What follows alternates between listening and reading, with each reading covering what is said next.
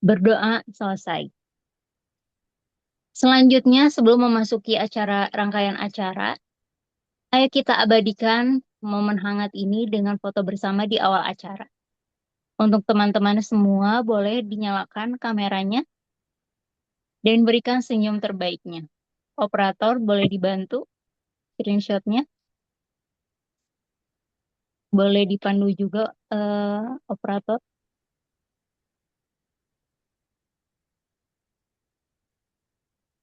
Sudah siap semua?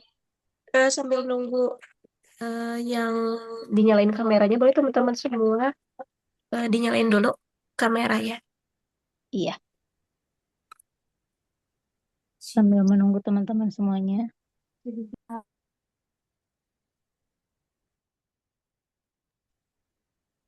Oke,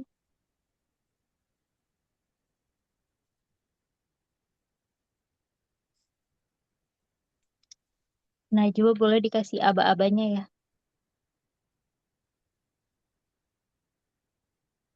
Kita hitung, Najwa sudah siap?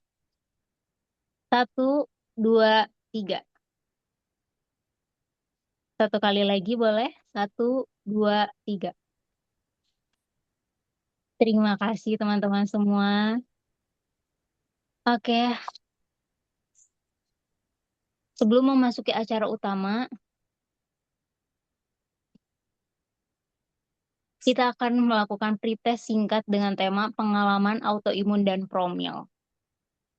Pretest ini dilakukan, pretest ini bertujuan untuk menggali sedikit gambaran tentang apa saja gejala atau pengalaman yang teman-teman alami.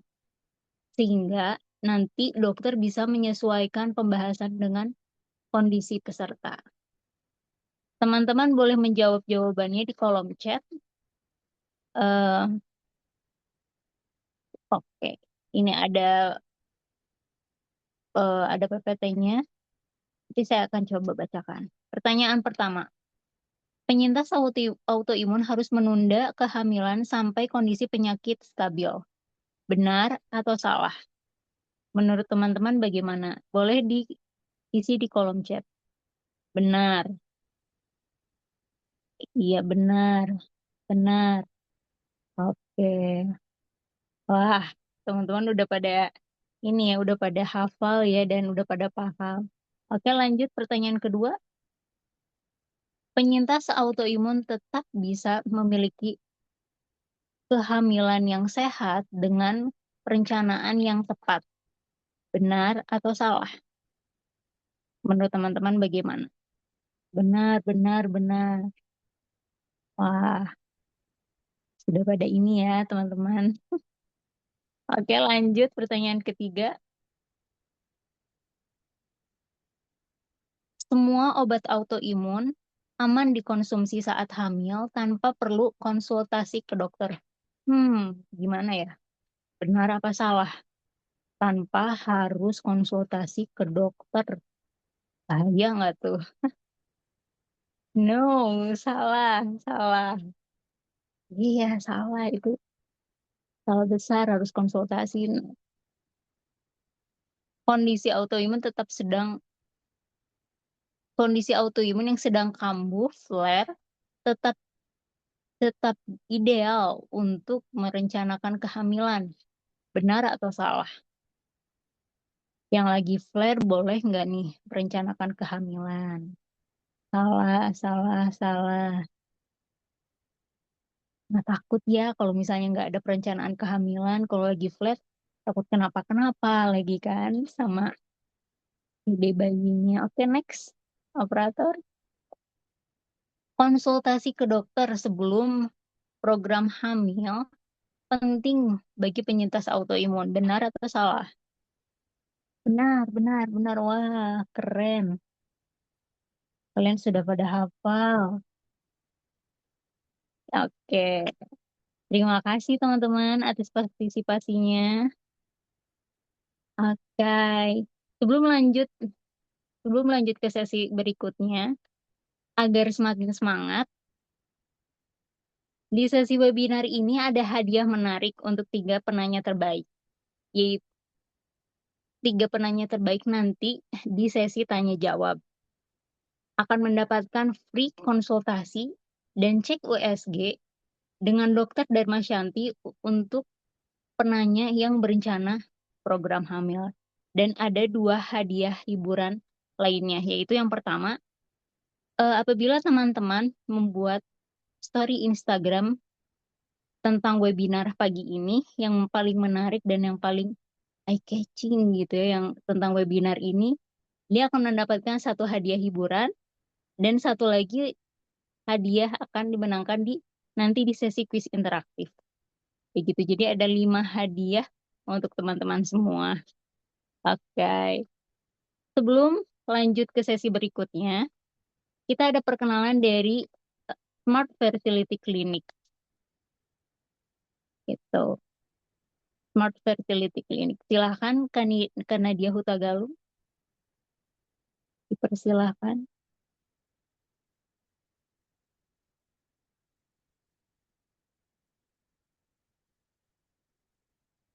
Belum menuju ke sesi utamanya, kita ada perkenalan dari Smart Fertility Clinic.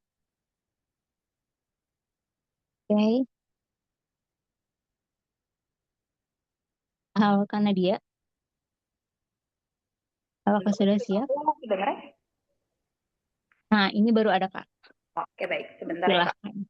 Ya. Sedikit. Aku nggak bisa nge-share nih.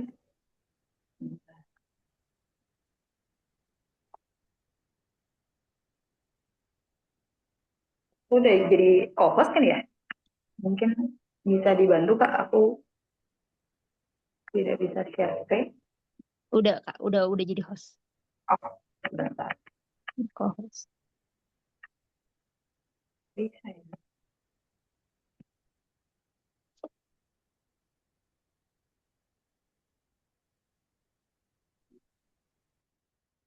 Bentar, aku belum bisa share.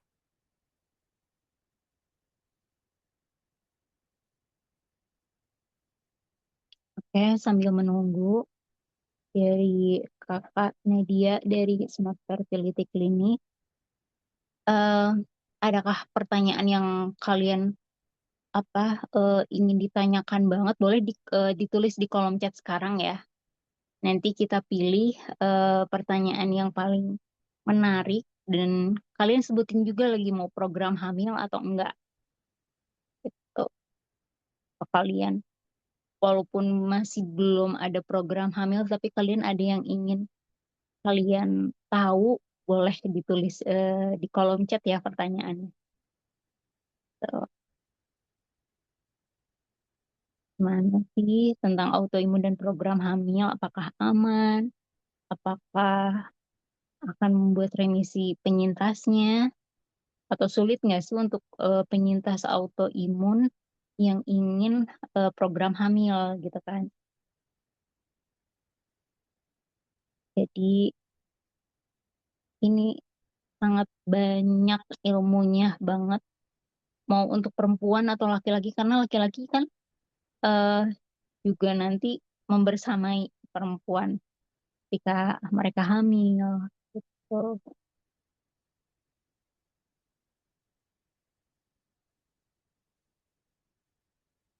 Iya, Marindi saya. Ya, besar. Oke.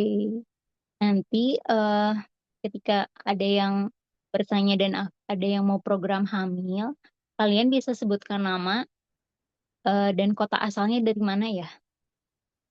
Tuh, nanti kita lebih gampang untuk memfilternya. Oke, karena dia bagaimana?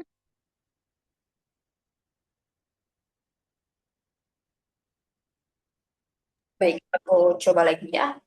Iya,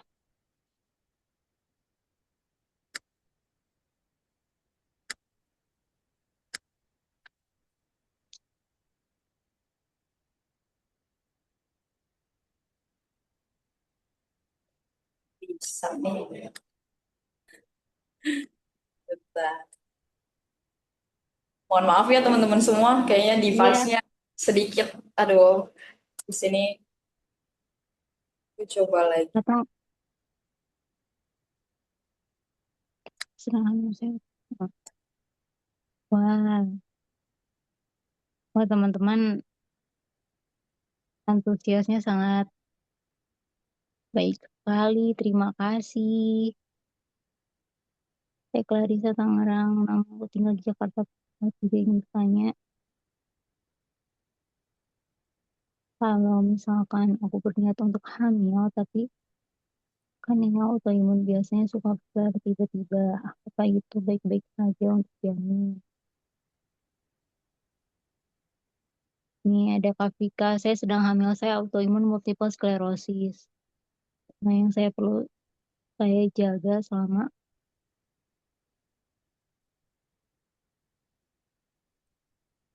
masa kandungan, kehamilan, dan setelah melahirkan ada kondisi autoimun, saya tetap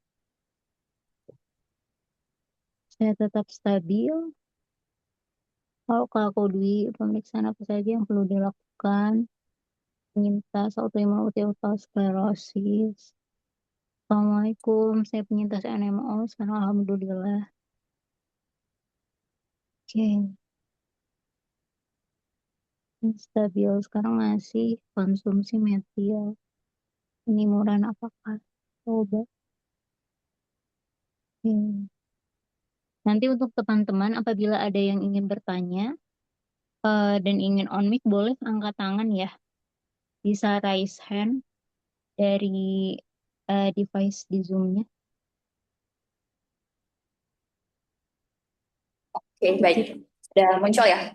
Terima kasih untuk bantuannya ya, Kak. Baik, mungkin sebelum kita mulai paparan dari Dokter Andi, eh, aku ada penjelasan sedikit mengenai Smart Fertility Clinic. Mungkin sebelumnya terima kasih dulu untuk teman-teman semua yang sudah meluangkan waktunya bergabung di webinar kali ini. Juga khususnya juga dari komunitas cantik-cantik autoimun yang sudah menyempatkan untuk kita bisa berkolaborasi nih dari Smart Fertility Clinic dengan komunitas seperti itu. Nah, mungkin banyak dari teman-teman semua yang belum tahu Smart Fertility Clinic itu apa sih gitu kan. Jadi Smart Fertility Clinic itu sebuah klinik fertilitas yang memang fokusnya untuk kesuburan, pemeriksaan kesuburan, lalu program hamil, baik itu program hamil alami maupun inseminasi maupun bayi tabung. So, jadi kalau di Smart Fertility Clinic itu kita konsepnya selalu menyebutnya smart partner for your fertility journey. Kenapa sih bilangnya partner? Jadi kita tuh tidak seperti kayak dokter atau perawat atau admission dengan pasien, tapi kita selalu menempatkan sebagai partner supaya teman-teman semua, ibu dan bapak, moms and dads juga pada saat program hamil tidak ngerasa kayak sendirian gitu. Jadi bisa lebih dekat, bisa lebih nyaman juga untuk dalam menjalani pemeriksaan kesuburan maupun program hamil seperti itu. Mungkin singkat aku jelaskan dulu apa sih itu infertilitas gitu. Infertilitas itu kita selalu bilang 1 tahun menikah berhubungan secara teratur tapi belum ada tanda kehamilan itu udah bisa disebut infertilitas gitu. Dan kita tahu sekitar 17,5% populasi dewasa atau sekitar 1 dari 6 orang di seluruh dunia mengalami infertilitas gitu. Jadi teman-teman semua juga jangan ngerasa sendiri karena memang ada banyak orang di Indonesia maupun di dunia ini yang mengalami hal yang sama. Tentunya semua klinik fertilitas ingin gitu membantu para pasangan, para teman-teman atau moms and dads juga yang di luar sana untuk mengetahui nih kondisi masing-masing. Ada beberapa faktor juga yang menyebabkan infertilitas dan tentunya tidak hanya wanita yang mungkin dari dulu segmentednya tuh selalu bilang ini salah perempuan nih gitu. Ternyata enggak, ada banyak banget faktor yang menyebabkan infertilitas.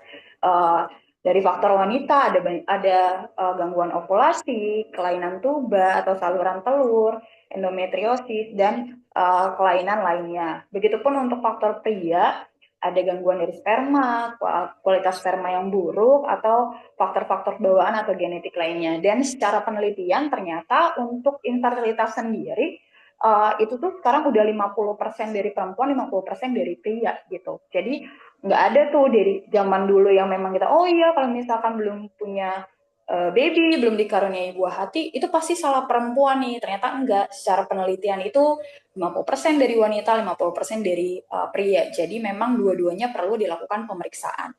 Faktor risiko lain, siklus menstruasi tidak teratur, atau masalah fungsi seksual, atau usia di atas 35 tahun, obesitas, sehingga menyebabkan yang saat ini marak banget yaitu PCOS seperti itu, atau paparan bahan kimia dan polusi seperti itu. Mungkin bisa di next Kak, sorry.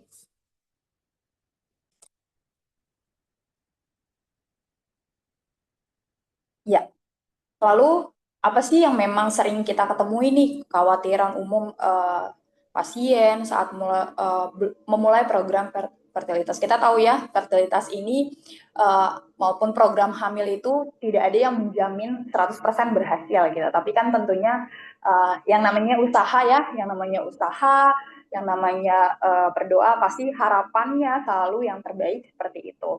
Nah, rata-rata tuh kita banyak banget ketemu sama teman-teman moms and dads yang sedang menjalani program atau yang baru mau melangkah untuk program fertilitas, selalu mengkhawatirkan bagaimana nih jika programnya tidak berhasil gitu kan.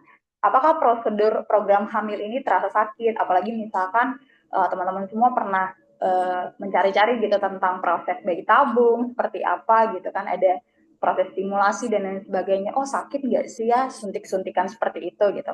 Dan biaya mungkin salah satu faktor ya yang paling sangat ditanyakan gitu. Karena kan kita nggak mau nih proses program hamil biayanya kurang akhirnya berhenti di jalan nggak maksimal seperti itu. Jadi berapa sih biayanya gitu untuk program hamil itu? Terus apakah klinik atau dokter ini adalah pilihan yang tepat untuk saya? Pastinya juga teman-teman semua kalau mau program hamil kan harus mencari tahu dulu ya, entah itu di website, di Instagram, dokternya seperti apa, apakah dia berpengalaman gitu kan untuk menangani fertilitas. Karena kita maunya yang terbaik, pengennya tuh usaha ini tuh yang maksimal seperti itu. Terus apakah ini akan mempengaruhi hubungan saya gitu kan? Apakah saya mampu menghadapi naik turunnya emosi selama proses ini gitu? Dan bagaimana jika masalahnya ada pada saya gitu kan, merasa ya feeling guilty ya, oh ternyata ini salah saya nih, oh ternyata selama ini tuh yang bermasalah tuh saya nih gitu, pasti banyak banget perasaan-perasaan kayak gitu gitu. Nextnya Kak. Nah, untuk itu Smart Fertility Clinic itu menjadi partner yang tadi mungkin aku udah sampaikan di awal supaya menjadi solusi untuk perjalanan kesehatan reproduksi untuk teman-teman semua atau moms and dads yang memang sedang menjalani program. Kita Smart Fertility Clinic menyediakan solusi modern dan komprehensif untuk kesehatan reproduksi dan untuk perjalanan fertilitas. Nah, memang Smart sendiri dirancang untuk memberikan hasil terbaik untuk setiap perawatan serta tingkat kenyamanan tertinggi bagi moms and dad seperti itu. Next Kak. Nah, mungkin kalau ada yang baru dengar nih Smart Fertility Clinic seperti itu kan, Smart Fertility Clinic itu di mana sih gitu. Nah, kita tuh sebenarnya udah ada untuk cabang sendiri.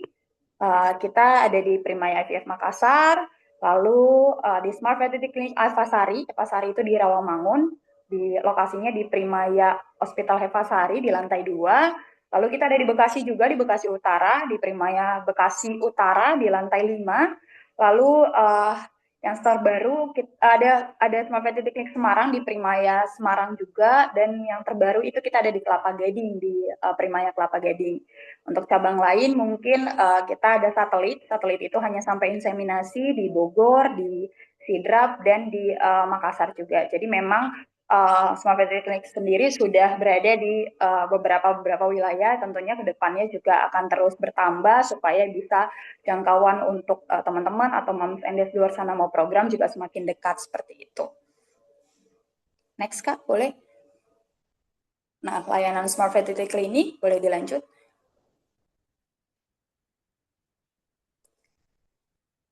Nah, untuk layanan Smart Fertility Clinic gitu. Jadi mungkin ada teman-teman yang sudah pernah tahu Smart Fertility Clinic bermindset atau berpikiran, oh Smart Fertility Clinic itu hanya khusus untuk program bayi tabung aja nih gitu kan. Ternyata enggak gitu. Smart Fertility Clinic itu mendukung untuk pemeriksaan kesuburan, kesehatan reproduksi dari masa remaja hingga perawatan kesuburan, dan baru untuk menawarkan rangkaian layanan itu seperti program hamil yang tadi sudah aku sampaikan juga, inseminasi dan bayi tabung untuk terakhirnya.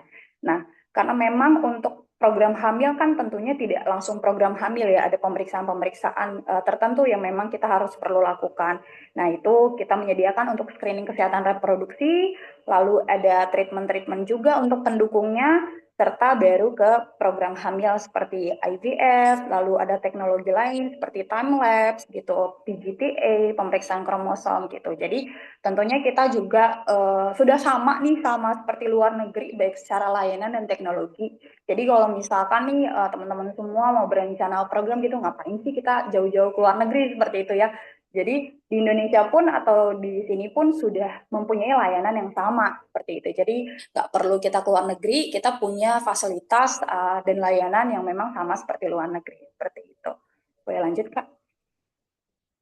Nah, memang di Smart Fertility sendiri 7 dari 10 pasien alhamdulillah puji Tuhannya hamil seperti itu.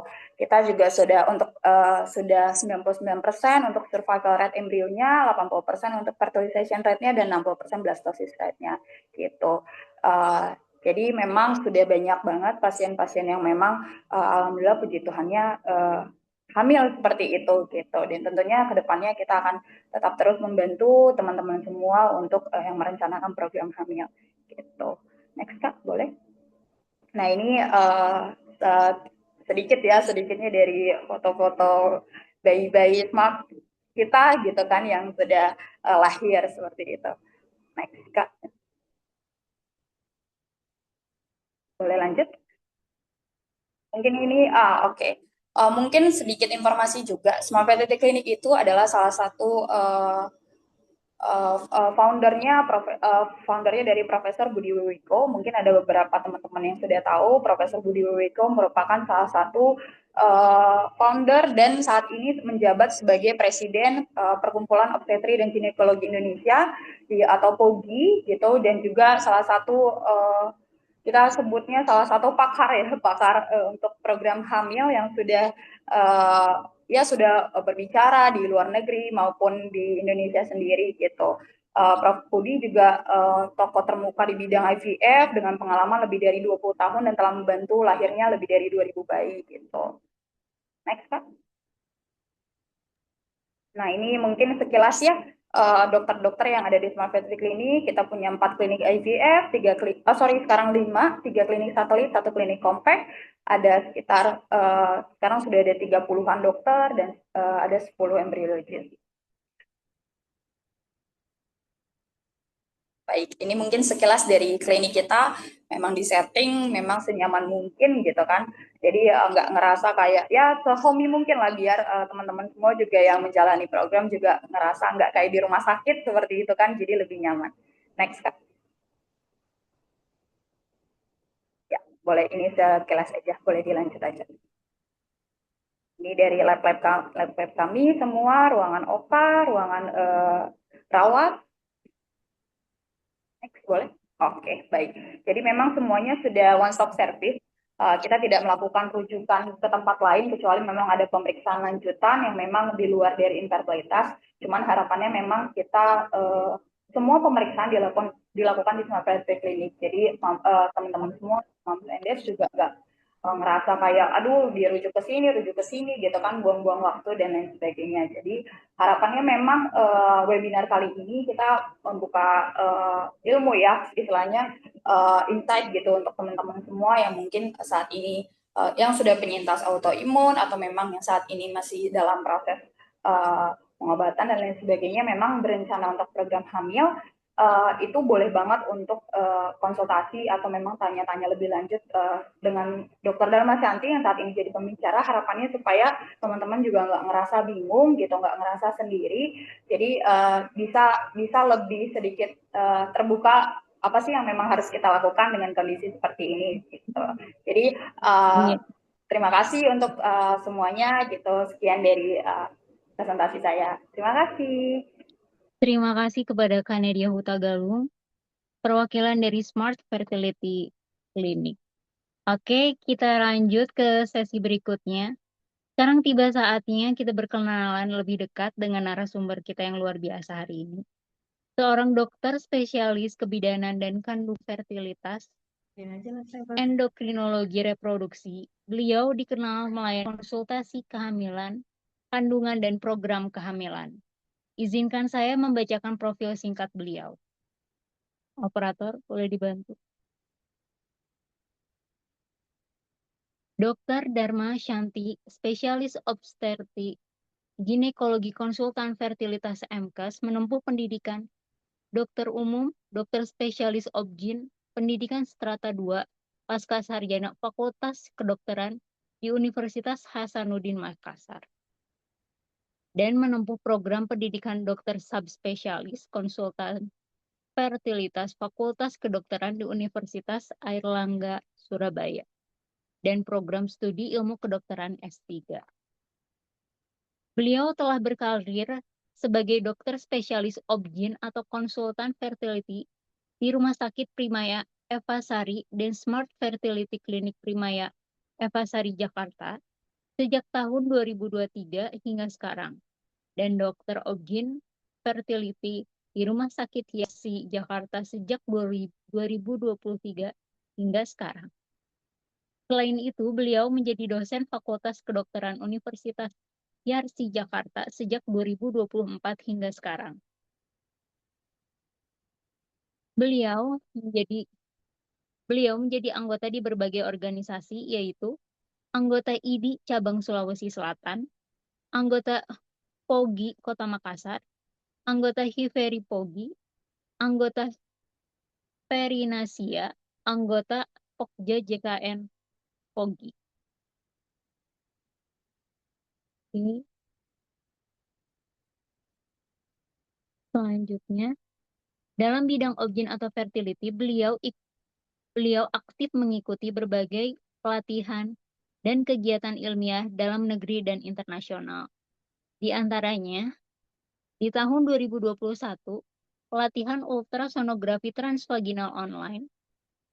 Pada April 2020, webinar The First IVF Worldwide Online Congress in Reproductive Medicine, dan masih banyak lagi. Beliau juga aktif menulis berbagai publikasi ilmiah, salah satunya adalah kehamilan uterus diveltis yang tidak terdiagnosis pada kehamilan preterm, a case report co-author 2019.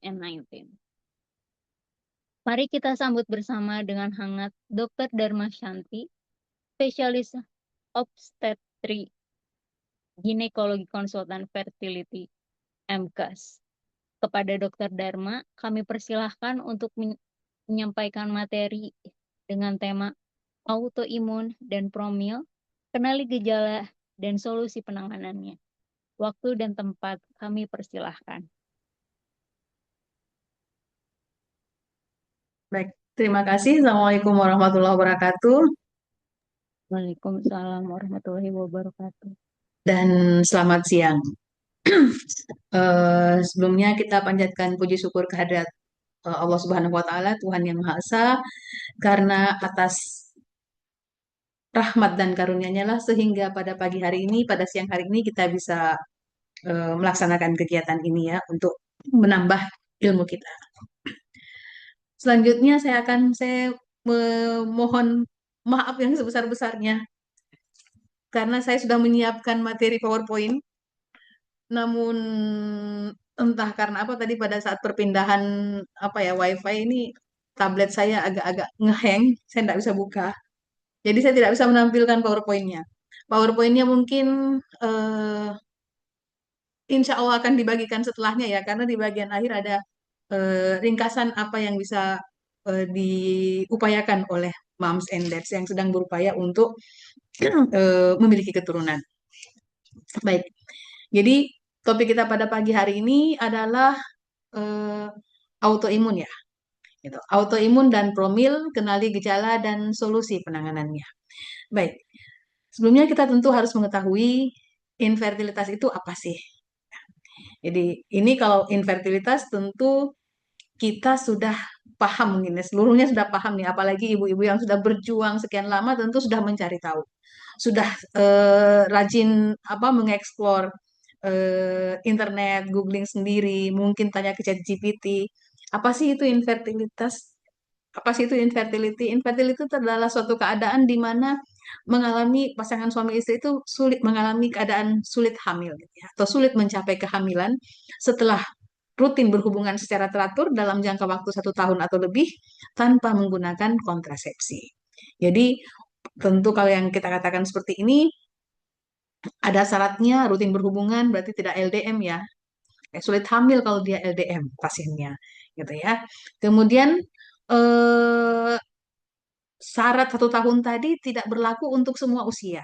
Jadi kalau misalnya usia pasangan itu sudah, apalagi usia wanita, sudah di atas 35 tahun, itu tidak dianjurkan untuk menunggu setahun. Maksimal waktu yang diperkenankan untuk menunggu itu adalah 6 bulan saja. Sedangkan pada pasien-pasien memang dengan riwayat sebelumnya ada masalah, gitu ya, misalnya siklus haidnya tidak teratur, atau ada nyeri haid yang hebat, atau ada riwayat operasi sebelumnya, atau ada penyakit metabolik seperti hipertensi, diabetes, ada riwayat penyakit autoimun misalnya, itu tidak usah menunggu waktu yang disampaikan tadi. Kenapa? Karena pada umumnya pasien-pasien dengan masalah autoimun itu memiliki TTP atau time to pregnancy, waktu untuk mencapai kehamilan lebih lama dibandingkan dengan pasangan yang tidak memiliki masalah autoimun. Nah, penyakit autoimun itu apa? Penyakit autoimun itu adalah suatu kondisi di mana ini imun ya. Imun itu kekebalan. Jadi auto berarti kekebalan kekebalan kita, imunitas kita itu justru menyerang tubuh kita sendiri. Jadi bagian dari tubuh kita itu dikenali sebagai sebagai lawan atau musuh. Jadi hal tersebut tentu kalau dia menyerang menyerang tubuh kita sendiri tentu akan bisa menimbulkan kerusakan-kerusakan. Nah, itulah yang disebut dengan autoimun. Apa saja sih contoh penyakit autoimun yang sering kita temukan ya? Contohnya adalah penyakit sistemik lupus erythematosus. Nanti insya Allah ya, saya berjanji akan membagikan slide-nya, karena saya sudah rasanya sedih sekali sebenarnya saya sudah membuat membuat presentasinya, tapi tiba-tiba di detik-detik terakhir yang membuat juga molor dimulai. Eh, Sistemik lupus erythematosus itu ditandai dengan inflamasi kronis salah satunya ya. Inflamasi kronis di mana tanda khasnya yang paling sering itu adalah butterfly rash. Ya, jadi pada saat terjadi flare, pada saat kekambuhan penyakit itu di wajahnya tampak seperti rashnya itu bentuknya kupu-kupu ya di wajah. Nah, jadi ada SLE, kemudian ada rheumatoid arthritis, juvenile arthritis, model-model arthritis ya, kemudian ada psoriatic arthritis, penyakit Sjögren, kemudian ada penyakit jaringan ikat, dan penyakit reumatik lainnya. Jadi itu contoh untuk penyakit autoimun. SLE tadi yang lupus ya, kita kenal dengan istilah lupus yang RES. Jadi pada lupus ini mempengaruhi sistem imun ya, mempengaruhi sistem imun dengan eh, menyebabkan SLE itu dapat menyebabkan penurunan cadangan sel telur ya. Penurunan cadangan sel telur jauh lebih cepat dibandingkan usia yang semestinya. Jadi ini bisa menyebabkan POI atau prematur ovarian insufficiency, bahkan bisa nanti pada akhirnya menyebabkan menopause dini ya, atau gagal ovarium. Beberapa perempuan juga mengalami masalah pembekuan ya, gangguan pembekuan darah, sehingga pada gangguan pembekuan darah itu tentu akan bisa menyebabkan gangguan penghantaran nutrisi ke janin, gangguan penghantaran nutrisi ke plasenta, sehingga mengakibatkan eh, kesulitan terjadinya implantasi, kalau sudah terjadi kehamilan, kesulitan untuk berkembang dengan baik, sehingga memungkinkan terjadinya keguguran berulang, atau bahkan stillbirth atau lahir mati.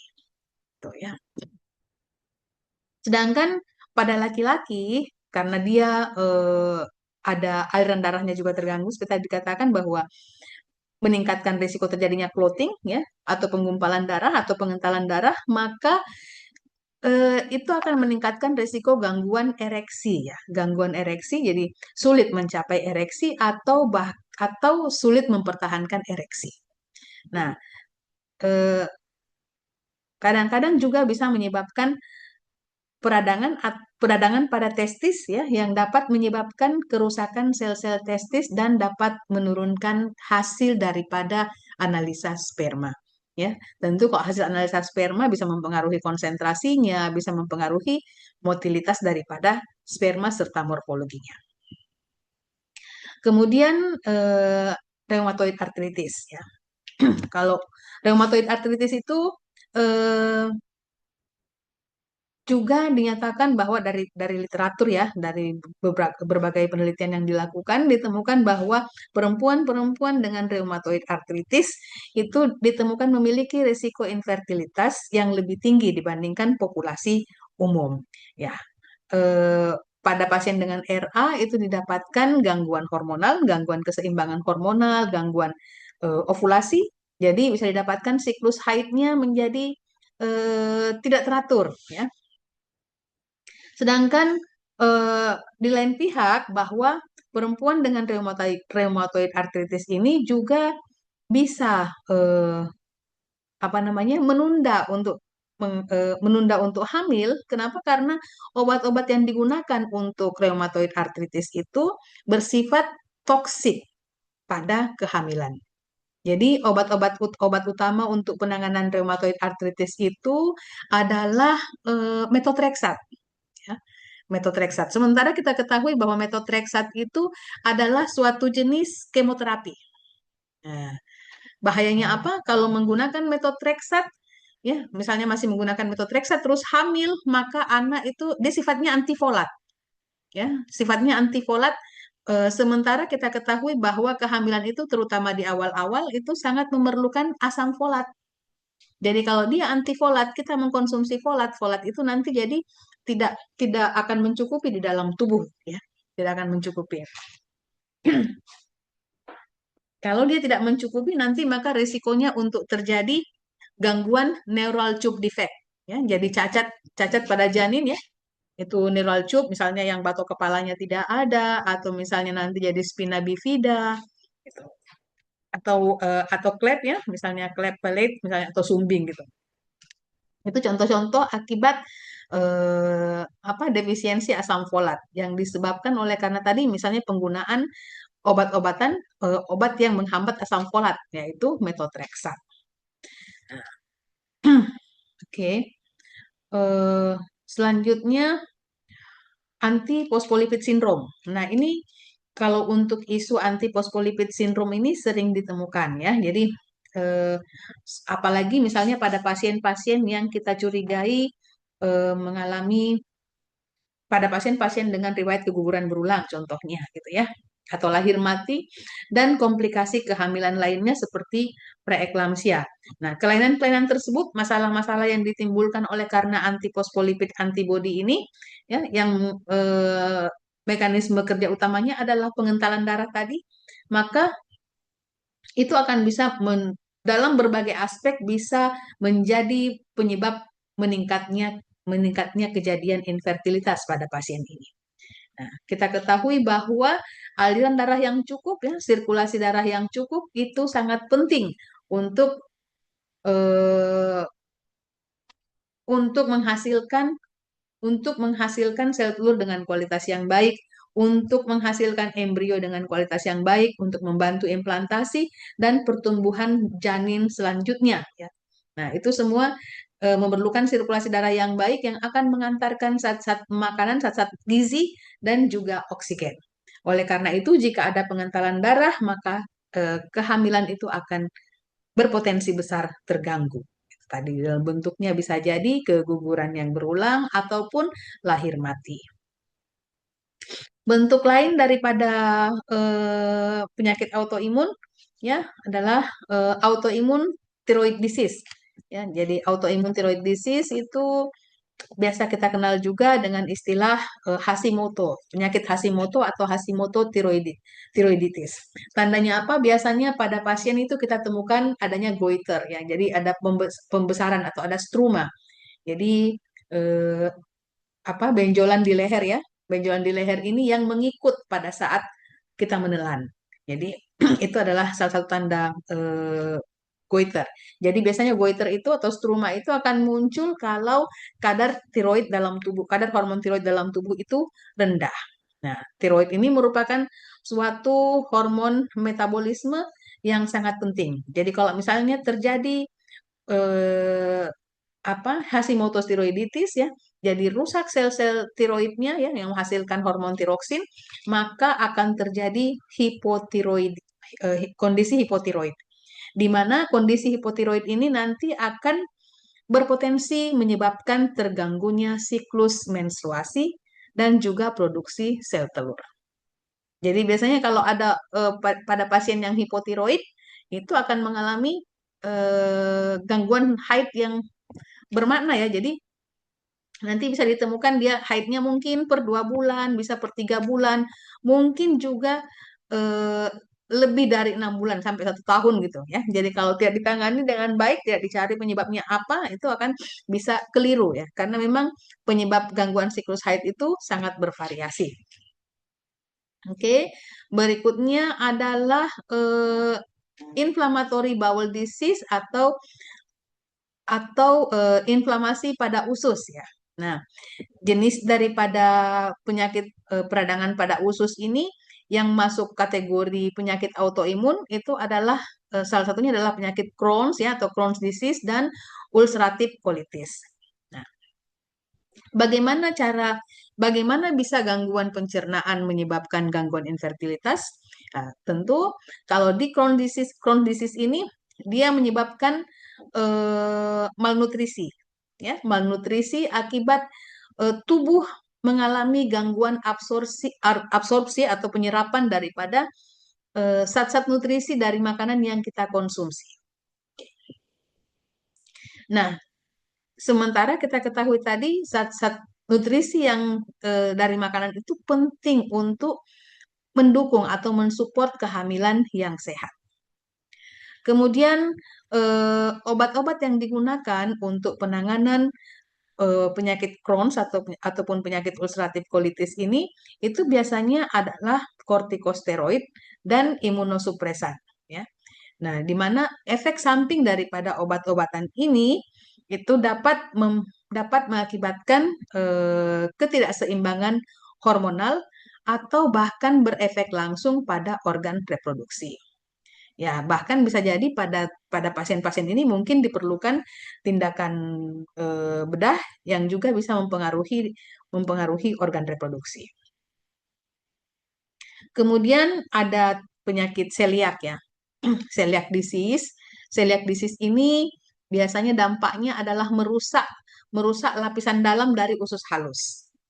Nah, kalau lapisan dalam dari usus halus itu mengalami kerusakan atau mengalami gangguan, seperti tadi pada penyakit inflammatory bowel disease, maka penyerapan zat-zat nutrisi tadi akan terganggu, termasuk juga penyerapan dari vitamin-vitamin dan mineral yang sangat penting untuk tubuh, contohnya misalnya vitamin B12 gitu ya. Nah, ini kita ketahui bahwa nutrisi yang tepat itu sangat penting, ya, dia krusial untuk fungsi reproduksi. Misalnya pasien yang anemis akan bisa kesulitan karena untuk fungsi reproduksi, untuk menghasilkan sel telur dibutuhkan energi yang tinggi, energi yang cukup. Ya, makanya kalau pasien misalnya berat badannya terlalu rendah, itu juga bisa membuat siklus haidnya terganggu. Tidak haid sekian lama hanya diakibatkan oleh karena nutrisi yang rendah. Selanjutnya, gangguan hormonal tadi yang disebabkan oleh karena malabsorpsi atau penyerapan yang terganggu tadi itu bisa mengganggu siklus haid dan juga bisa mengganggu proses ovulasi. Nah, demikian juga dengan inflamasi kronis. Jadi pada prinsipnya tadi penyakit autoimun ini selain oleh karena menyerang tubuh sendiri, itu juga prosesnya adalah menyebabkan inflamasi atau peradangan yang berlangsung secara kronis di dalam tubuh. Nah, peradangan ini bisa meluas ke daerah sekitar usus ya. Bisa jadi juga bisa menyebabkan peradangan pada organ reproduksi kita yang bisa terlibat. Contohnya bisa menyebabkan peradangan pada daerah tuba gitu ya. Jadi kadang-kadang pasien yang mengalami misalnya hidrosalping atau peradangan pada daerah tuba ya, kadang-kadang pasien bertanya, ini infeksi bakteri atau virus atau bagaimana dok? Dapatnya dari mana dok? Gitu sumbernya. Gitu.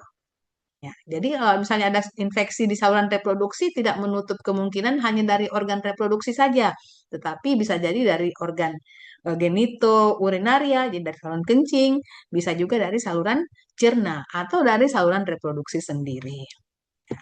Kemudian yang terakhir adalah yang saya buat di PowerPoint juga adalah diabetes tipe 1. Diabetes tipe 1 itu yang biasanya ditemukan pada pasien juvenil atau pasien remaja gitu ya, atau pada anak-anak ya. Beda dengan diabetes tipe 2. Diabetes tipe 2 itu biasanya pada orang dewasa. Ya, jadi diabetes tipe 1 ini menyebabkan kadar insulin dalam tubuh itu terganggu ya. Jadi oleh karena itu, nah ini insulin ini biasanya berkaitan eratnya kalau dengan siklus haid kita berkaitan erat dengan PCOS nantinya gitu ya. Jadi diabetes tipe 1 dapat menyebabkan gangguan keseimbangan hormonal, mengganggu siklus menstruasi dan ovulasi, begitu juga dengan bisa mempengaruhi produksi sperma pada laki-laki. Di sisi lain, diabetes itu juga dapat merusak pembuluh darah ya. Jadi dia bisa merusak pembuluh darah. Kalau pembuluh darahnya rusak, bisa mengurangi aliran darah ke organ reproduksi. Ya. Jadi kalau misalnya eh, apa? Jadi kalau misalnya aliran darah ke organ reproduksi kita terganggu, contoh misalnya ke ovarium, maka nanti bisa mempengaruhi produksi sel telurnya. Kualitas sel telur juga demikian. Sedangkan pada laki-laki bisa mempengaruhi kesulitan dari seorang laki-laki untuk misalnya mencapai ereksi ataupun kalau sudah ereksi tidak bisa bertahan lama gitu. Nah, tentu ini juga akan mempengaruhi fungsi seksualnya ya, bukan hanya sekedar reproduksinya tapi fungsi seksualnya secara umum. Kemudian kadar gula yang tinggi juga bisa menyebabkan genetik yang tidak baik. Jadi kalau misalnya seorang perempuan hamil dengan kadar gula yang tinggi, maka itu risikonya untuk mengalami kelainan bawaan juga akan meningkat. Gitu, ya. Nah, sekarang bagaimana bagaimana penyakit autoimun tadi ini bisa menyebabkan masalah reproduksi.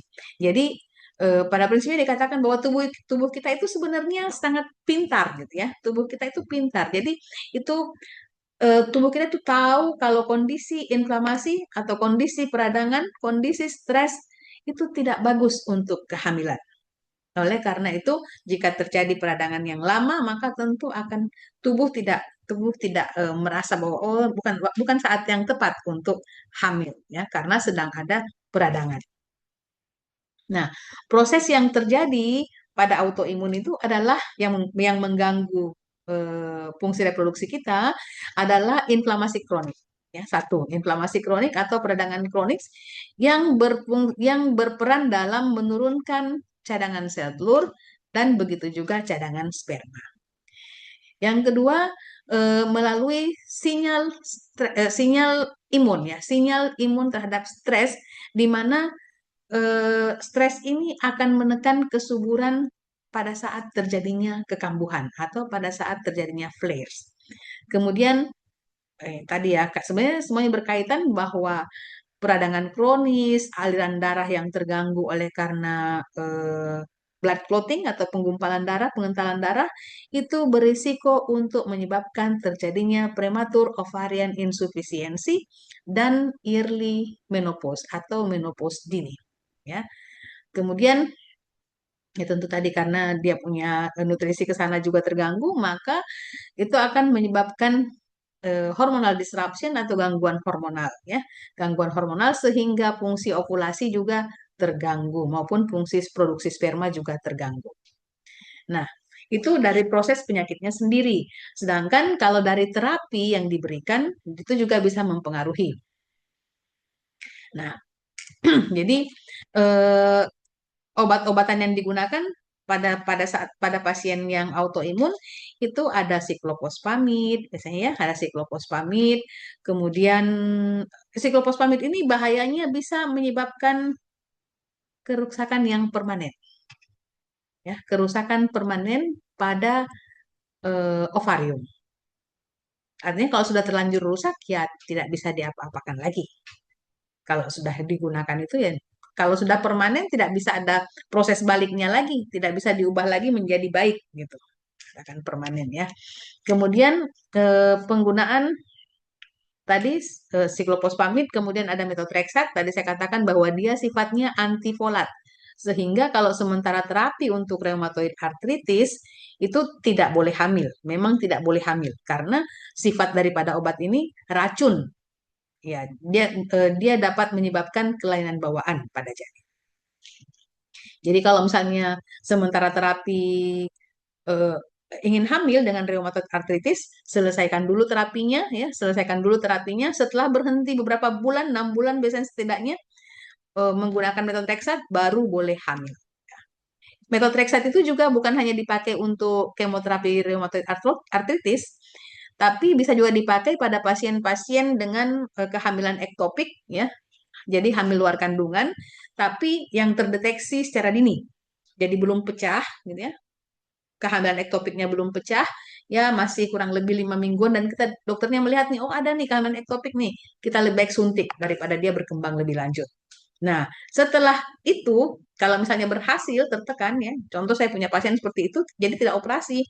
Jadi suntik methotrexate saja 1 kali, sudah suntik, kita kontrol ternyata memang tidak berkembang, ya alhamdulillah, itu pernyataannya tidak boleh hamil sedikitnya 6 bulan ke depan. Gitu. Kemudian hmm, eh, obat-obatan yang biasa digunakan lagi adalah non-steroid anti-inflammatory drugs. Jadi itu biasanya adalah contoh sederhananya ya asam mefenamat, itu non-steroid, tapi anti-inflamasi. Nah, obat yang sederhana ini yang sering dikonsumsi bukan hanya pada pasien yang autoimun ya, sakit kepala sedikit misalnya atau apa sedikit keluhannya minum obat antiinflamasi, itu dapat mengganggu ovulasi secara temporer maupun produksi sperma. Jadi biasanya pada pasien-pasien yang eh, kalau mengkonsumsi NSAID atau asam mefenamat dan sejenisnya, itu ada folikel yang besar bisa jadi tidak pecah. Kalau folikel besar lagi misalnya lagi masa folikuler ya, lagi terbentuk folikelnya sudah ada yang besar, mau pecah, ya, menjelang pecah, tapi minum minum karena sakit gigi misalnya ya, sakit gigi minum obat anti nyeri, anti inflamasi 3 kali sehari, wah itu bisa jadi batal pecah tuh. Jadi tidak menghasilkan sel telur. Pada saat nanti kita periksa, ada folikelnya yang pada saat lagi haid hari kedua, ada folikelnya yang tidak pecah. Itu yang biasa disebut dengan folikel persisten atau kista kista fungsional. Teman-teman. Oke, selanjutnya ada sulfasalasin ya. Ini juga dapat menurunkan kualitas sperma. Kemudian ini kalau tapi dia sifatnya temporer, tidak seperti tadi si siklopospamid ya yang dampaknya itu permanen. Begitu juga dengan obat-obatan yang menekan sistem imun lainnya seperti prednison ya. Kalau tadi kan kita ada non steroid. Nah, ini yang steroid pun juga dapat mengganggu pensignalan hormon reproduksi dan mengganggu ovulasi maupun produksi sperma. Nah, sekarang apa saja sih yang bisa dilakukan untuk meminimalkan respon imun? Nah, nanti sebenarnya sudah ada di PowerPoint ya. Jadi karena penyakit autoimun ini berkaitan erat dengan inflamasi kronis, maka upaya kita adalah bagaimana meminimalkan proses inflamasi kronis itu. Yaitu yang pertama dengan memilih makanan-makanan yang tidak merangsang inflamasi. Contohnya makanan yang tidak merangsang inflamasi itu hindari makanan-makanan yang mengandung gluten, ya. Itu terutama pada pasien-pasien yang celiac disease gitu ya. Hindari gluten, kemudian dairy product, termasuk dengan ultra processing food. Gitu. Jadi memang itu kalau gluten itu sebenarnya tidak berbahaya buat pasien yang tidak ada masalah autoimun. Tetapi pada pasien-pasien dengan masalah autoimun, wah itu bisa menjadi suatu masalah yang besar. Ya. Nah, karena itu pilih makanan yang tidak merangsang. Contohnya apa? Jadi kita dianjurkan untuk mengkonsumsi ikan segar misalnya gitu ya. Ikan segar itu bagus ya, terutama sebaiknya sih bukan ikan-ikan besar gitu ya. Ikan-ikan yang ukuran kecil-kecil saja. Kenapa? Karena nanti ikan-ikan yang berat besar itu bisa mengandung logam dengan logam-logam berat. Nah, logam berat ini juga bisa memicu inflamasi juga. Oke, selanjutnya ikan segar, kemudian buah-buahan segar ya. Contohnya misalnya yang kayak antioksidan, yang berries ya. Jadi apa bisa strawberry atau blueberries kayak gitu. Atau anggur anggur hitam itu bagus. Kemudian memperhatikan vitamin-vitamin yang dibutuhkan untuk memodulasi sistem imun. Contohnya vitamin D. Jadi vitamin D itu diketahui merupakan vitamin yang menyokong sistem imun. Gitu. Jadi sangat penting ya mengkonsumsi vitamin D secara teratur. Termasuk berikutnya adalah mengkonsumsi probiotik yang berkualitas tinggi. Jadi yang dikatakan probiotik berkualitas tinggi itu salah satunya kategorinya adalah probiotik tersebut mengandung sedikitnya 50 CFU atau 50 koloni forming unit. Ya. Juga dianjurkan untuk mengkonsumsi eh, apa bakteri-bakteri untuk menambahkan bakteri-bakteri yang baik. Ya mungkin biasanya contohnya ada Yakult atau apa gitu ya dalam makanan kita. Juga bisa menambahkan zinc ya. Zinc itu akan membantu mengatasi keluhan bloating ya pada keseharian. Kemudian eh, hal lain yang bisa kita lakukan adalah meminimalkan stres atau berupaya untuk melakukan hal-hal yang bisa mengatasi stres. Ya, contohnya misalnya sering sih kalau literatur luar itu menganjurkannya meditasi dan selanjutnya. Tapi kalau kita di Indonesia ini yang mayoritas Muslim, tentu masa kita mengajarkan meditasi ya. Kalau non Muslim oke lah meditasi. Tapi kalau Muslim sebaiknya lebih banyak berzikir, ya, berdoa. Jadi itu jauh lebih rileks. Kemudian lebih sering beraktivitas yang bisa yang melakukan aktivitas yang kita senangi. Contohnya misalnya ibu suka berbelanja, ibu suka jalan-jalan lah gitu ya. Jalan-jalan atau suka masak, masak. Kalau belanja nanti bikin stres lagi. Aduh, saya mau beli yang ini tapi kok mahal ya gitu. Jadi eh, upayakanlah, maksudnya lebih sering melakukan kegiatan-kegiatan yang memang kita senangi yang akan meningkatkan rasa senang atau rasa bahagia. Itu akan memutus atau menjaga fungsi kelenjar adrenal. Itu. Nah, oke, itu hal-hal yang termasuk belakangan ini banyak apa kombucha gitu ya, kefir, kimchi itu membantu tuh probiotik ya. Itu bisa membantu pencernaan dan bisa memperbaiki bisa membantu meminimalkan proses inflamasi dalam tubuh. Oke, jadi itu upaya-upaya yang bisa kita lakukan maksudnya yang bisa kita pantau secara langsung.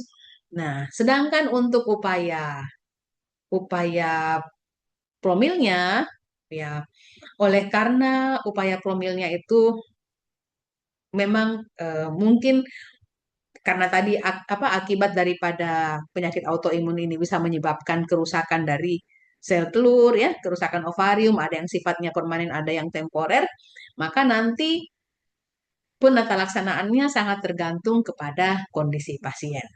Mungkin ada yang bisa hanya penundaan, bisa mencoba promil alami, namun pada prinsipnya sebagian besarnya karena untuk mempertahankan fungsi daripada ovarium atau memanfaatkan waktu yang terbatas, maka biasanya dianjurkan untuk inseminasi ataupun IVF pada akhirnya. Oke, baik. Jadi eh, saya sudah menghabiskan waktu sampai di 11.16. Nah, mungkin nanti eh, untuk materi, untuk paparan barangkali saya cukupkan demikian dulu. Terima kasih. Baik, terima kasih banyak Dokter Dharma atas paparan materi yang sangat luar biasa, sangat inspiratif dan membuka wawasan kita semua. Ini kita masuk ke sesi tanya jawab. Bagi teman-teman yang ingin bertanya kepada dokter, silakan bisa chat langsung atau raise hand untuk bisa on mic. Mungkin dokter sudah ada penanya Ya. pertama. Sebentar. Iya. Halo dokter, aku Clarissa dari Tangerang. Namun aku tinggal di Jakarta Barat. Jika ingin bertanya, aku ingin bertanya, kalau misalkan aku berniat untuk hamil, tapi kan ini autoimun, biasanya suka flare tiba-tiba. Apa itu baik-baik saja untuk janin, dok? Silahkan dokter. Baik, mungkin sebelumnya perlu kita ketahui dulu bersama apa penyakit autoimunnya. Kak Clarissa, autoimunnya apa? Boleh dijawab. Aku multiple sclerosis, dok. Oke, baik. Multiple sklerosisnya saat ini diterapi dengan apa?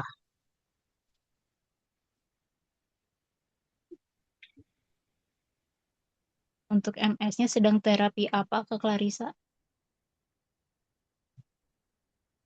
Boleh dijawab. Ya, tapi tadi ya kita katakan bahwa eh, itu ini kalau injeksi imunosupresannya, apakah injeksi imunosupresannya menggunakan obat-obatan yang tadi, misalnya menggunakan siklopospamid atau menggunakan yang mana? Nah, kalau misalnya itu sebenarnya sangat Rituximab, dok. rituximab, baik, karena saya bukan dokter apa namanya, saya harus melihat dulu Syaraf. isinya apa ya jenisnya karena eh, tidak menghafal merek obat. Apa? Rituximab. Rituximab. Oke, kita lihat dulu ya.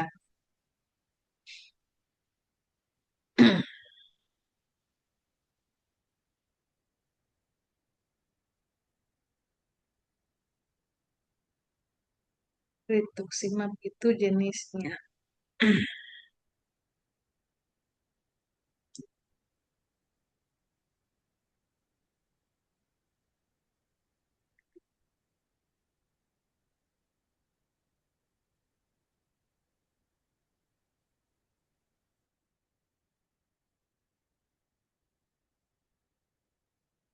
Oke, baik. Jadi ini tidak boleh sama sekali tidak boleh digunakan ya pada saat jika hamil ya, tidak boleh karena akan bisa menyebabkan kecacatan pada janin. Jadi tentu saran saya kalau misalnya ini tentu harus diperhatikan pola penyakit ibu bagaimana, pola kekambuhannya seperti apa. Jadi kalau setelah terapi ya karena kan ini dampaknya dia akan potensial menyebabkan depresi sel beta pada janin. Nah, itu tentu akan sangat berbahaya buat janin ya. Nah, ini eh, sehingga dikatakan bahwa ini sekalipun itu buktinya terbatas, tapi bisa dapat menyebabkan kelainan mayor pada janin. Jadi kalau misalnya selama terapi tentu tidak boleh ya, tidak boleh hamil. Kemudian setelah misalnya ibu kan memperhatikan masa remisinya itu berapa lama. Masa remisi berapa lama biasanya dari polanya ibu dan tentu tadi dikatakan bahwa sedapat mungkin pada jika sudah mengalami masa remisi, nah itu tadi yang dilakukan apa hal-hal yang bisa meminimalkan risiko untuk kekambuhan. Nah, kalau ibu bisa mempertahankan kondisi tidak tidak apa namanya tidak kambuh gitu ya. Di kondisi tidak kambuh itu ibu sedapatnya segera melakukan program hamil. Nah, oleh karena itu tadi kenapa saya katakan tidak membahas panjang untuk cara penanganannya karena pada pasien-pasien autoimun yang sering mengalami kekambuhan seperti ini, waktunya terbatas. Nah, yang biasanya waktu terbatas untuk mencapai kehamilan itu adalah dengan apakah inseminasi jika memang masih memungkinkan atau dengan IVF. Karena dengan IVF kan bisa direncanakan ya. Misalnya contoh di siklus yang bulan ini dia remisi, tidak ada apa-apa, tidak ada keluhan apa-apa, baik-baik saja dan tidak mengkonsumsi obat-obatan yang sifatnya berbahaya untuk janin, maka dia bisa maju untuk program. Oke. Terus ternyata sudah mendapatkan embrio. Oke. Ternyata setelah mendapatkan embrio kambuh lagi, flare lagi kan? Istirahat lagi, dipersiapkan lagi nanti gitu untuk mentransfernya. Karena kalau sudah sementara hamil betul-betul tidak bisa menggunakan obat-obatan yang bisa berbahaya buat janin. Seperti itu. Jadi harus memperhatikan polanya ya, harus memperhatikan polanya apa yang bisa memicu terjadinya flare. Sedapat mungkin ya, sedapat mungkin ibu menjaga seperti tadi saya katakan apa makanan-makanan bagaimana ya, meminimalkan stres supaya hal tersebut tidak muncul. Di masa remisi ibu segera melakukan program hamil gitu ya. Oke, Terima kasih. baik. Terima kasih dokter atas pemaparannya. Apakah sudah jelas Kak Clarissa? Oke, kalau begitu ada pertanyaan berikutnya, Dok. Assalamualaikum, Dok. Perkenalkan saya Tiara dari Jogja. Dokter, saya penyintas MS, pernah 2 kali keguguran. Alhamdulillah kehamilan ketiga bisa sehat dan lahir sempurna. Alhamdulillah. Nah, setelah itu saya tegak autoimun MS 2025. Saya remisi dan belum juga diberikan amanah keturunan. Nah, yang saya mau tanyakan, apa yang harus disiapkan untuk hamil setelah remisi, terkhusus jika untuk IVF, apa yang dipersiapkan karena saya kemoterapi 3 kali harus cek kesuburan kah? Oke. Itu dok. Ya, seperti tadi terima kasih ya. Saya ingin Ibu siapa tadi? Ibu Tiara ya? Tiara. Ini alhamdulillah ya Ibu Tiara ya punya anak sudah berhasil hamil. Nah, Ibu siapa tadi yang pertama Clarissa? Clarissa. Nah, bisa tuh berkontak-kontak tuh belajar tuh bahwa ini ada penyintas MS tuh berhasil hamil. Alhamdulillah gitu ya. Cuma mungkin untuk sekarang belum berhasil lagi, makanya mau kalau misalnya berencana untuk IVF, maka yang perlu diperhatikan adalah kita mengecek tuh, karena kan hasil kemoterapi sekian kali ya, bagaimana dampak kemoterapi tersebut terhadap fungsi daripada ovarium. Maka yang pertama perlu kita perhatikan adalah bagaimana siklus haidnya sebelum ini, apakah masih teratur. Itu yang paling sederhana ya, tidak perlu pemeriksaan, artinya kita bisa mengecek diri sendiri. Yang kedua, apakah eh, paling sederhana adalah cek USG dulu, USG transvaginal di hari kedua, kemudian melakukan pemeriksaan cek AMH. Ya, jadi untuk menilai cadangan folikel atau cadangan sel telurnya. Ya, itu. Kemudian tentunya ya tadi kembali kepada hal-hal yang kita lakukan untuk menjaga gitu ya supaya tidak kambuh lagi dan untuk tetap menjaga fungsi daripada reproduksi, fungsi daripada ovarium atau sel telur yang masih ada, ya kita meningkatkan pola makan, memperbaiki pola makan, termasuk yang tadi, dan juga meningkatkan konsumsi antioksidan maupun protein yang eh, bisa diserap dengan baik ya. Lebih mudah tentu ikan-ikanan yang lebih mudah ya dibandingkan dengan daging-dagingan karena itu lebih sulit untuk diabsorpsi oleh saluran cerna, apalagi kalau misalnya yang masalahnya adalah saluran cerna.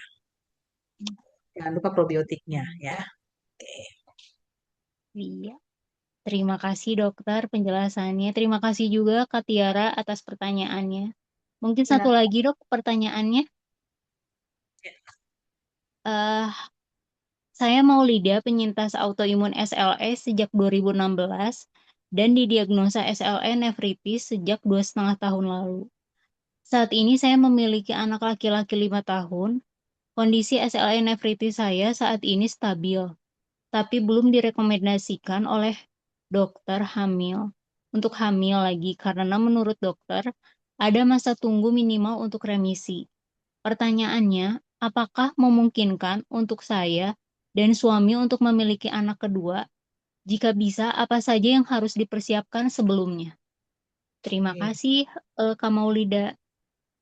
terima kasih. Selamat ya Bu ya, sudah ini remisi juga, alhamdulillah ya. Eh, apa namanya? Selain waktu tunggu, ya Ibu bisa memperbaiki tentu menjaga pola nutrisi Ibu setiap hari ya, menjaminkan fungsi folat. Apakah masih bisa hamil lagi? Pertanyaannya apakah masih bisa hamil lagi? Usia berapa nih sekarang? Halo? Tadi Oh, oh masih muda kita, ya, masih muda. iya. Tentu ya, alhamdulillah usia masih usia 28 tahun. Tentu kita seperti tadi saya katakan ya, pertanyaannya sebenarnya mirip-mirip dengan pertanyaan dari Ibu Tiara di Jogja tadi ya, bahwa apa yang harus dilakukan yaitu untuk mengetahui bahwa apakah fungsi daripada sel telur, fungsi ovarium kita masih bagus. Apakah cadangan sel telur kita masih bagus? Itu. Paling tidak kita tahu dulu kondisinya seperti apa. Karena kan obat-obatan imunosupresan tadi kan memang mempengaruhi cadangan sel telur di perempuan gitu ya. Jadi kita harus melakukan pemeriksaan tersebut. Yang tadi saya katakan paling sederhana adalah mengecek siklus haidnya bagaimana. Apakah siklus haid teratur atau tidak? Gitu. Siklus haid yang teratur setidaknya menunjukkan bahwa masih berfungsi gitu ya, masih menghasilkan sel telur. Namun secara makroskopis kita perlu melihat bukti bahwa cadangan sel telur kita masih cukup itu dengan pemeriksaan USG. Ya, USG transvaginal yang dilakukan setidaknya pada hari kedua haid atau hari kedua atau hari ketiga, intinya sebelum hari kelima. Dan diikuti dengan pemeriksaan anti Mullerian hormon. Gitu. Ya, anti Mullerian hormon itu untuk menilai dari cadangan cadangan folikel atau cadangan sel telurnya. Karena tadi hampir semua obat-obatan imunosupresan itu efeknya adalah mengganggu, ya bisa mengganggu. Yang paling sederhana adalah mengganggu siklus haid, itu yang paling sederhana kan, mengganggu siklus haid. Yang lainnya adalah mengurangi cadangan sel telur, ya bahkan merusak cadangan sel telur. Yang tadi kan ada yang sifatnya temporer, ada yang sifatnya permanen. Ya, sedapat mungkin tentu yang siklophosphamid itu makanya obat-obat sekarang itu ke belakang-belakang kan makin bervariasi ya untuk sedapat mungkin meminimalkan dampak kepada pasien, terutama pada perempuan itu adalah dampak terhadap fungsi reproduksinya. Ya, karena ternyata fun fact-nya itu adalah memang yang lebih mudah terkena penyakit autoimun itu adalah perempuan. Mungkin karena sifat perempuan memang suka menyakiti diri sendiri gitu ya, suka awal. Jadi, gitu ya. Iya. Memang autoimun itu lebih lebih banyak pada perempuan dibandingkan pada laki-laki. Iya. Oke. Dokter, boleh ada satu tambahan pertanyaan lagi? Ya. Assalamualaikum dokter, saya Nina dengan autoimun SLE. Saya sudah pernah hamil, namun ada beberapa kelainan dari anak saya, dan qadarullah meninggal. Saya ingin program lagi. Upaya apa, upaya apa yang harus kami lakukan agar autoimun tidak turun ke anak dan tidak jadi kelainan lagi pada anak saya. Saat ini saya endometriosis. Sebaiknya fokus kemana dulu, dok? Terima kasih. Saat ini dalam terapi tidak, dalam terapi autoimun tidak. Karena kan sebenarnya yang kita takutkan itu adalah yang menyebabkan kelainan bawaan pada janin itu adalah dampak daripada Hmm. pengobatan. Itu kan dampak daripada pengobatan autoimun yang diterima oleh pasien. Jadi bukan karena penyakit selalu akibat penyakit autoimunnya. Jadi dampak daripada penyakit itu sendiri gitu ya, ataupun dampak daripada terapi yang diberikan. Contoh misalnya tadi kan dia memang bisa pada kondisi SLE maupun kondisi antiposfolipid antiposfolipid antibody syndrome, antiposfolipid syndrome gitu. Itu kan memang menyebabkan gangguan pembekuan darah. Jadi biasanya kalau pasien hamil dengan penyakit autoimun, yang jelas sudah bebas ya, sudah remisi, kemudian sudah bebas obat sekian lama. Tujuannya itu kan tadi remisi dalam waktu sekian lama itu kan untuk membersihkan dampak-dampak daripada obat-obatan yang sudah diterimanya itu. Gitu. Jadi kalau misalnya tadi dikatakan ya ada yang minimal 6 bulan, ada yang setidaknya setidaknya 3 bulan sedikitnya ya. Tapi ya kalau saya katakan tadi contoh metotreksat sedikitnya 6 bulan. Tapi saya anjurkan pasien tetap aja 1 tahun aja ya. Tuh. Itu pun nanti pada saat hamil, karena dia punya dampak misalnya antifolatnya, kita menganjurkan untuk konsumsi asam folat yang lebih tinggi. Gitu. Pada pasien-pasien dengan pada umumnya karena dampaknya adalah pengentalan darah, maka tentu diberikan dokternya nanti akan memberikan obat-obatan yang sifatnya pengencer darah. Gitu. Apakah itu dalam bentuk enoxaparin atau aspirin dan sejenisnya. Gitu. Ya, kalau upayanya yang tadi ya, eh, mengkonsumsi makanan-makanan tadi, meminimalkan kondisi inflamasi kronis. Karena kondisi inflamasi kronis itu kalau masih kondisinya belum teratasi, dia akan sulit untuk hamil. Hmm. Karena tubuh kita sendiri sebenarnya pintar, gitu ya. Iya, katanya Kanina ini minum konsumsi obatnya metil 2 miligram selang-seling dong, dok, dan tidak konsumsi MTX, dok. Imunosupresannya Nah, tidak dikonsumsi. tapi kalau mengkonsumsi metilprednison ya berarti ya, Betul, betul, dok. mengkonsumsi steroid untuk kehamilan itu juga bisa berbahaya buat janin. Hmm, Itu langsung akibatnya pada apa namanya bisa nanti tergantung jenis kelamin daripada janin. Nanti nanti bisa berpengaruh, bisa menyebabkan hipospadia, bisa menyebabkan mungkin resiko daripada PCOS itu tidak terlalu ini. Tapi kalau laki-laki misalnya dan hipospadia kan gangguan juga. Jadi sedapat mungkin harus bebas obat.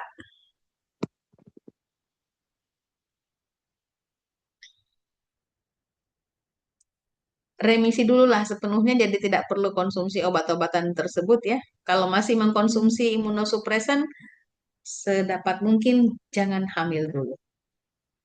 Oke, baik. Nanti Oke, masa baik. remisinya Terima kasih. dimanfaatkan ya. Masa remisinya dimanfaatkan sesegera mungkin.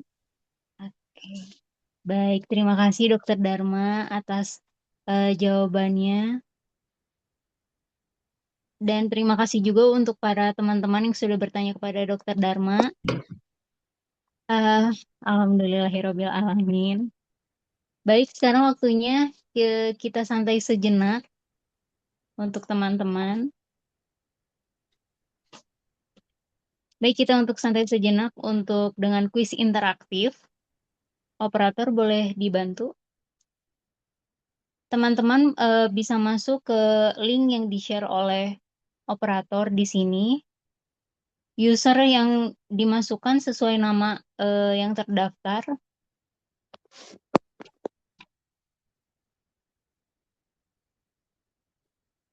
Yang terdaftar pada eh, di acara webinar ini.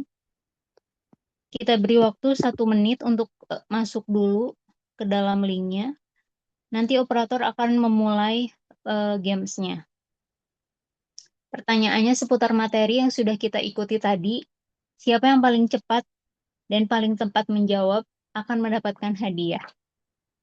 Gitu. Dan untuk teman-teman hadiah hiburannya lagi, satu lagi teman-teman bisa upload story di Instagram tentang acara webinar ini yang paling menarik, yang paling inspiratif, dan tag cantik-cantik autoimun dan smart fertility clinic. Untuk di games interaktif ini pemenangnya pemenang pertama saja yang mendapatkan hadiah hiburannya. Boleh dimasukkan dulu username-nya sesuai dengan nama yang didaftarkan.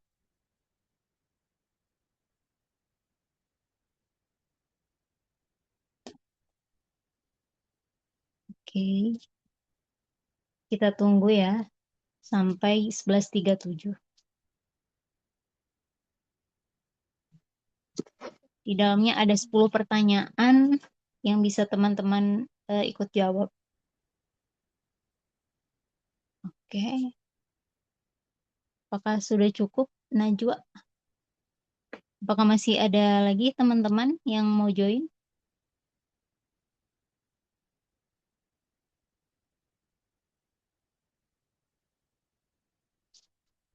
Linknya ada di kolom chat yang di-share oleh operator. Teman-teman bisa masukkan username-nya dengan nama yang terdaftar di di, di nama pendaftaran. Oke, kita tunggu sampai 11.40 ya.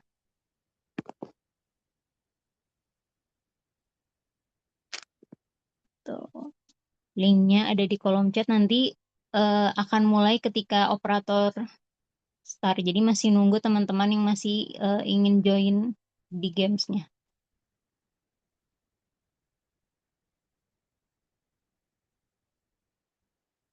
Ada 24 orang ya. Oke. Kita masih bisa menunggu.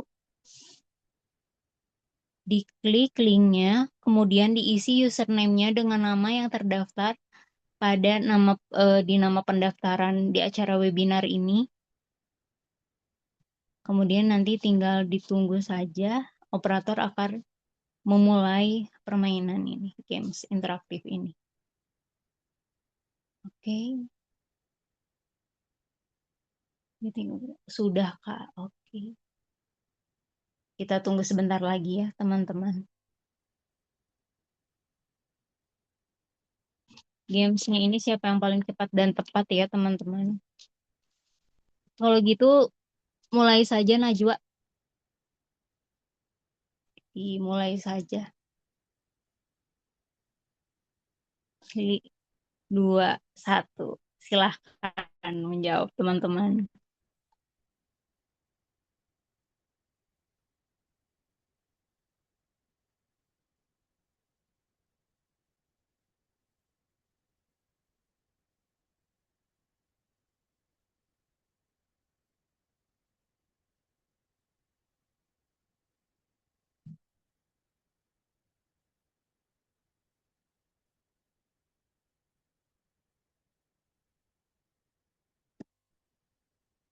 Ayo,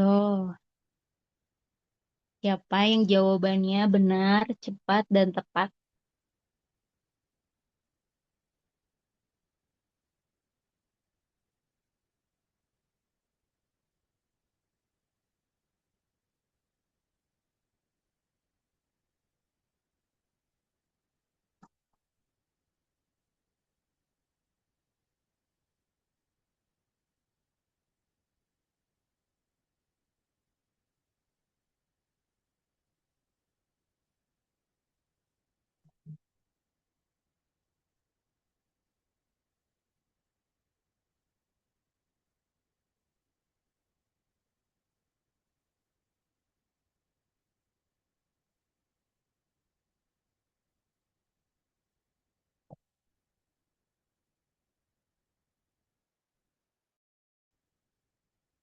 Ayo.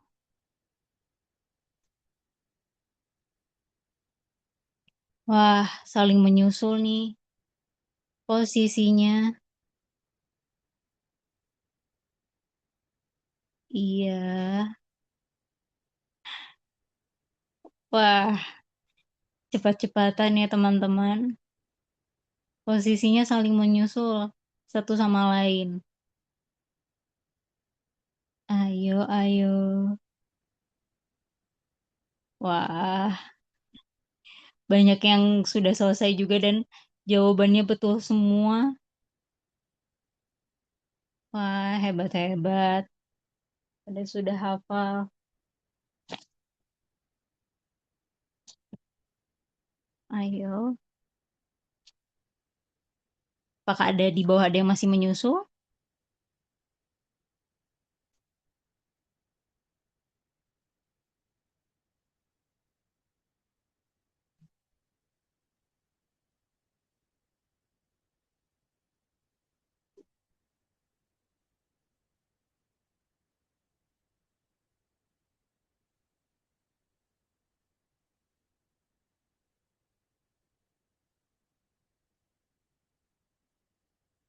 Ayo.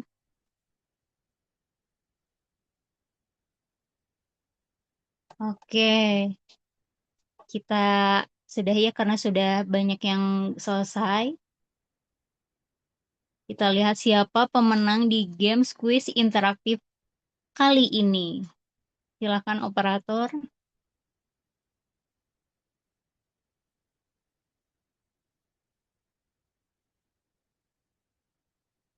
Dan pemenangnya adalah iya, selamat Kak Danik. Yeay. Pemenang pertama di kuis interaktif kali ini adalah Kak Danik. Kemudian saya akan membacakan pemenang eh, free konsultasi dengan Dokter Dharma dan cek USG. Itu adalah ada Kak Clarissa dari Tangerang. Selamat Kak Clarissa. Dan yang kedua ada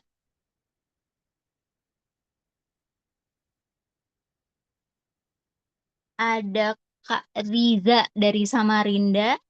Dan yang ketiga ada Kak Nina dari Kak Nina tadi.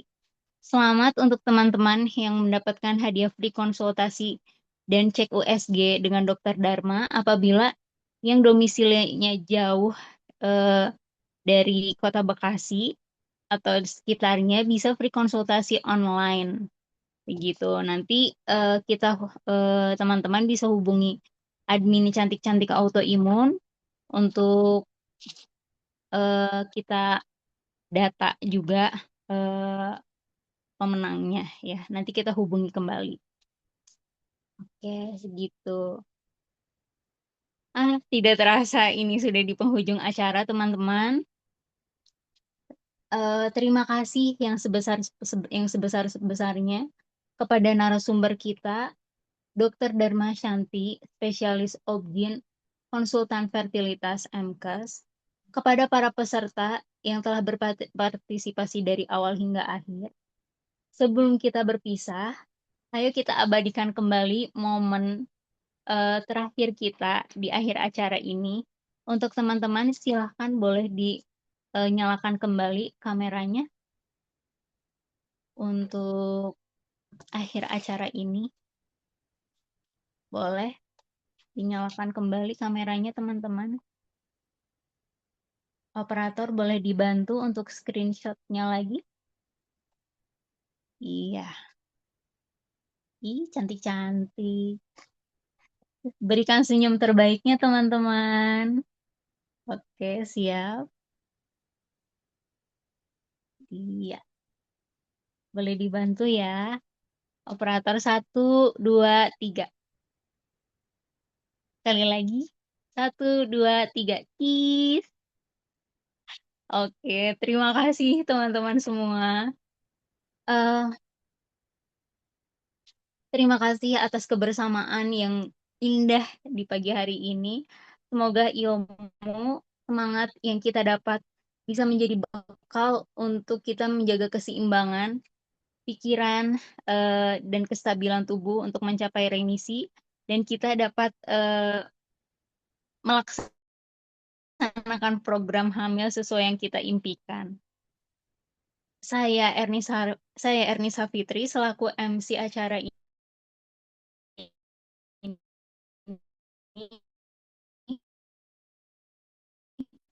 pamit undur diri. Sampai berjumpa kembali di kesempatan dan selalu percaya.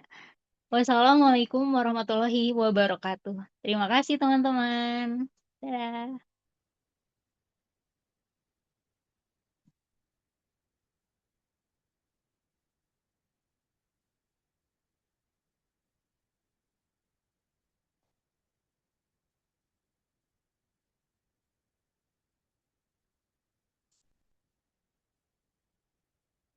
Terima kasih. Eh, Mohon maaf mau mengingatkan untuk pemenang kuis satunya lagi, yaitu story tentang webinar kali ini bisa di-post dan nanti untuk pemenangnya akan dihubungi melalui direct message Instagram.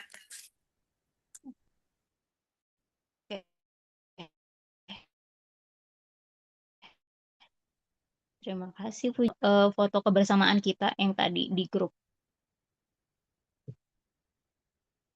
Ya, terima kasih teman-teman.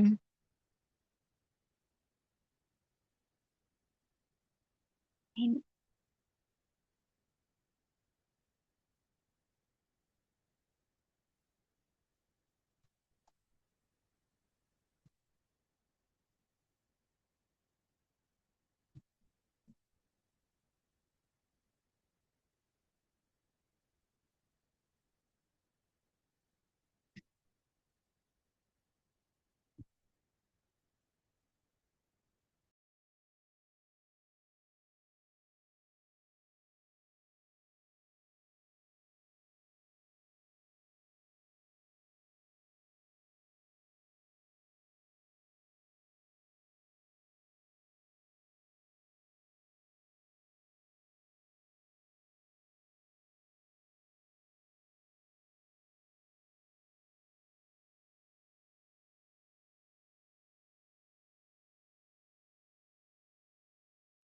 Instagramnya cantik2 autoimun.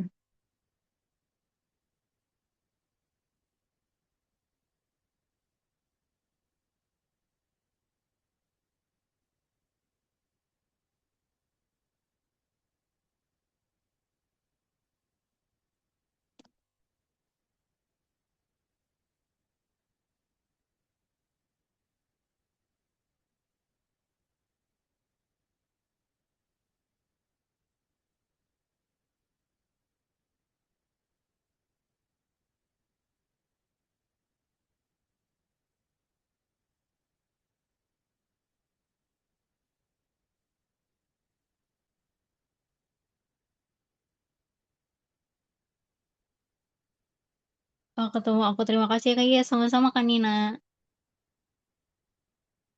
Boleh di tag juga cantik-cantik dan smart fertility kliniknya ya teman-teman.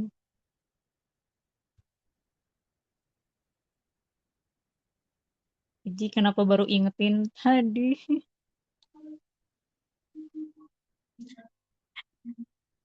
Ya udah.